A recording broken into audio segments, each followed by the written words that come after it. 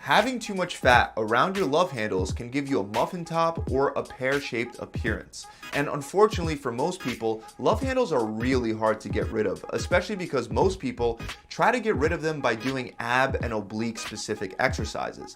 That won't work because it's almost impossible to specifically target your love handles for fat loss. And to make matters worse, the love handle and belly fat area is usually burnt off last, after you already trimmed down the fat from other areas like your face, arms, and legs.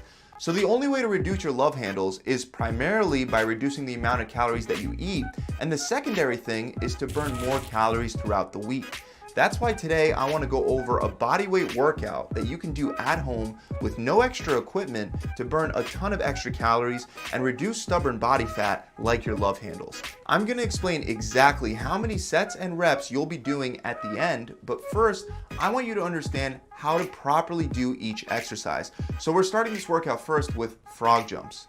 Plyometric exercises in general are really good at getting your heart rate up and burning a lot of calories, and frog jumps are pretty straightforward.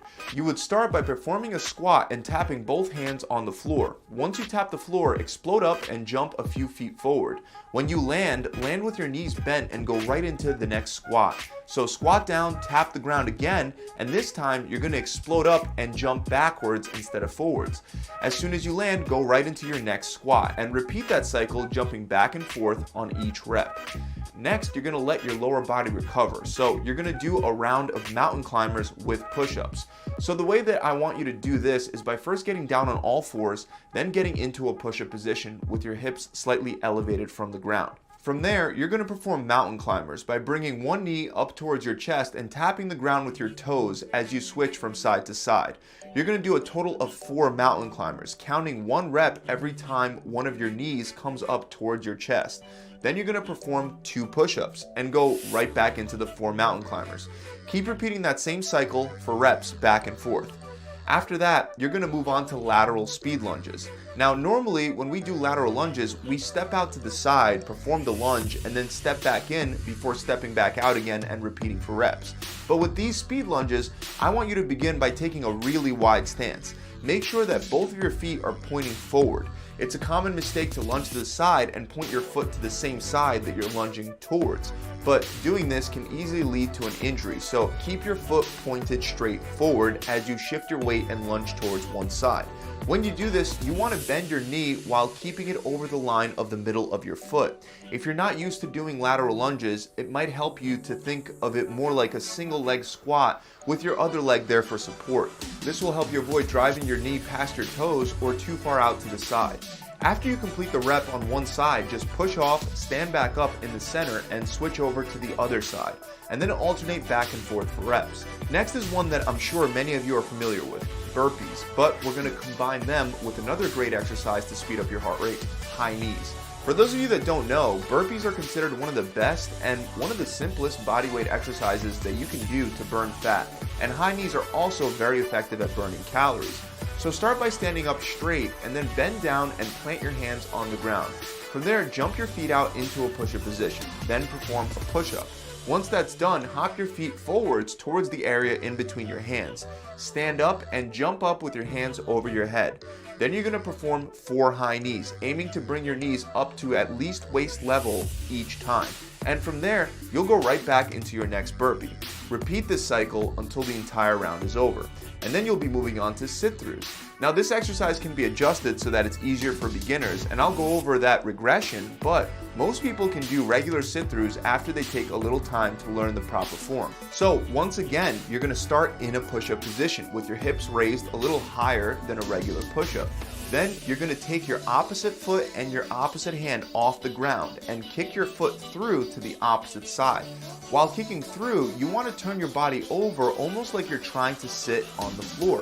But as soon as you tap the floor with your butt, reverse the movement by turning back the other way, bringing your leg and your opposite hand back to the original starting push-up position. Then repeat the same thing on the other side. Once you get good at sit-throughs, you should be able to move back and forth very quickly. And if you're a beginner, you can just focus on simply kicking your leg through without completely turning your body over. That should make the exercise easier. Moving on to the next one, you're going to perform plyometric lunges. Begin by performing a regular forward lunge. Make sure that you take a big enough step forward so that your knee doesn't end up going too far past your toes. A proper lunge will create more of a square or rectangular shape between your legs rather than an improper lunge, which will lead to more of a triangular shape. Once you get down for that lunge, you're going to explode up, jump off the ground, and switch your feet in midair and land with your knees slightly bent. Then as soon as you land, go right into the next lunge and alternate back and forth for reps. Next, you're going to move on to squat thrusts, and even though this exercise sounds like it's for the legs, it's actually performed from a push-up position. But that doesn't change the fact that it's really good at speeding up your heart rate. It's really simple to do as well. You're just going to plant your hands on the ground and then jump your feet out into a push-up position. This is done exactly as you would with burpees.